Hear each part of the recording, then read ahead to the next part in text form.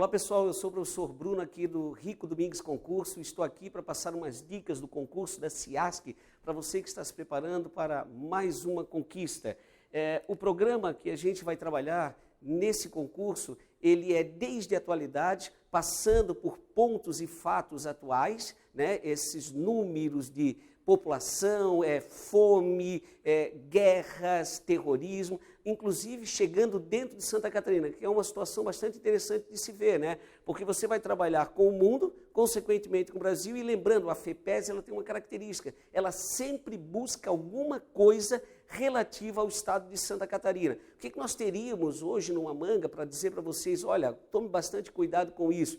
Então, nada melhor do que atualizar você dentro do Brasil. Como é que a gente atualiza você dentro do Brasil? Dinâmicas demográficas. Até então, o ano de 2000, nós trabalhávamos com população sempre com números quebrados.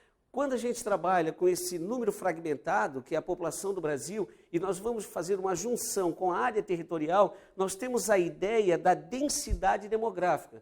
É interessante você olhar aqui esse slide, porque ele ainda traz alguma coisa depois da vírgula. Lembrando que hoje essa população ela já pula, é 207 milhões, porque a ideia agora é sempre trabalhar com números arredondados. Então, o Brasil ainda é a quinta maior população do mundo. Dentro desse contexto, nós vamos perceber que, apesar de todo esse processo, ainda estamos atrás da China, ainda estamos atrás da Índia. Opa, aqui nós já damos uma parada. A tendência para um futuro muito próximo é haver uma inversão desses dois pontos que a gente está vendo aqui, ó. A Índia deverá passar a China, lembrando que a Índia não tem mais um regime de casta, a Constituição indiana já não permite mais isso, então a tendência é modificar. Mas você deve estar pensando, recentemente você fez uma leitura que a China permite a política do segundo filho. A grande ideia dessa política do segundo filho não é onde você tem hoje a concentração populacional. A ideia é que você coloque essa população no interior. Então a tendência desse crescimento é não ser tão acelerado quanto a gente imagina. Então a proporção para o ano 2050 é que você tem uma inversão. Não é tanto assim quanto a gente imagina, mas a Índia provavelmente passará a China com 50 milhões de habitantes.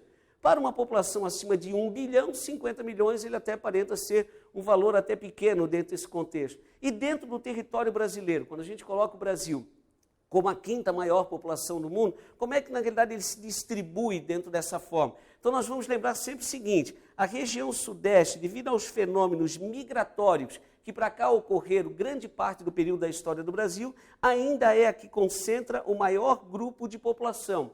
Basicamente, quando você tem uma migração interna, de onde é que veio essa população? Ela veio daqui, ó, certo? Dessa região que a gente chama de repulsiva, que é a região nordeste do Brasil. Essa nomenclatura repulsiva ela é uma forma de divisão geográfica do território brasileiro. Em terceiro, apesar de pequeno número de estados, nós temos a região sul.